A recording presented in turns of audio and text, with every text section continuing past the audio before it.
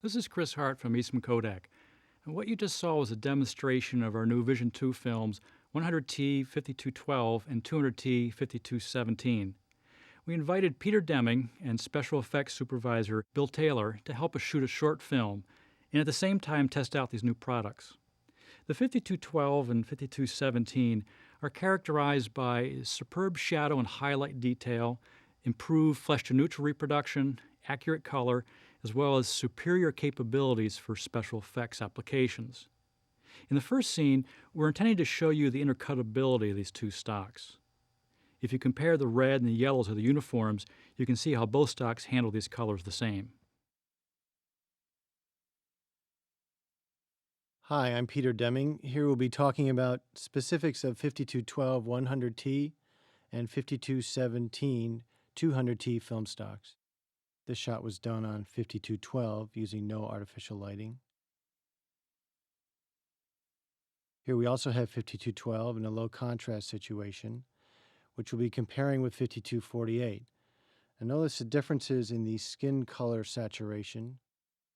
Also the differences in contrast. The 12 seems to be a little lower contrast, particularly in the boy's coat on the right. Also the differences in the shadow detail. Now it should be noted this was time for neutral gray.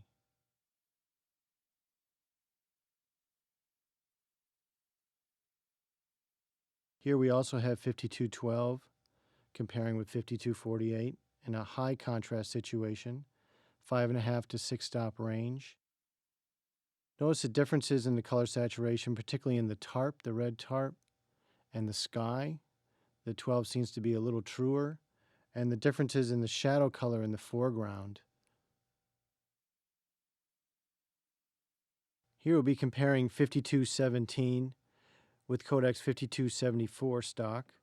Things to look for are the slight differences in the skin tones and the differences in the shadow reproduction, particularly in the tires in the foreground. Also, if you notice the control of the highlights in the background and the trees, 17 seems to handle that a little better. This is Bill Taylor. I'm a visual effects supervisor and director of photography and co-owner of Illusion Arts. The new Vision 2 film solves a perplexing problem for us in the visual effects business. Some previous emulsions showed a slight red fringe around fine detail, a real problem in blue screen and green screen composites. Kodak's previous solution to this problem was SFX200, which showed none of these artifacts. The new Vision 2 film has the same edge characteristics as SFX200 without the added cost, which as you can see here produces a flawless composite of the cotton ball, no sign of fringing, while every little fiber is reproduced correctly. And the Vision 2 film has another great advantage, and that is that it's innately compatible with other members of the Vision 2 family, doesn't require any special color correction to match surrounding footage. This is Chris Hart again, and now we're going to take a look at some 16mm. Here we're looking at the 200T 7217, and we'll compare it with the 7274. Pay particular attention to the shadows and the blacks in the background, and also look at the color of this mixed light shot, the blues and the warm colors. You notice that the 17 has a little more shadow detail, and the colors are slightly less saturated than the 7274.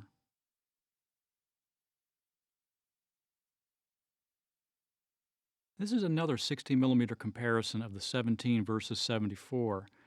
This is a good shot to show you natural skin tones and also the lower color saturation of these Vision 2 stocks. As we shift to the 74, notice the color of the red backpack and the orange soccer ball. Also, the two flesh tones are redder in the 74. In general, the 7217 has a more accurate color rendering.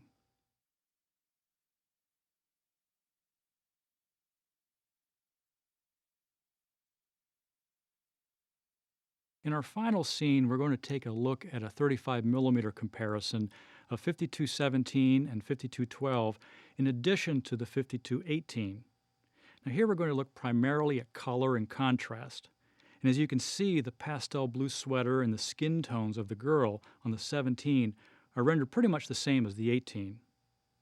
As we look at the 5212, the color and the contrast of this stock totally complement the other two. And to me, this shows this complete intercutability of these films.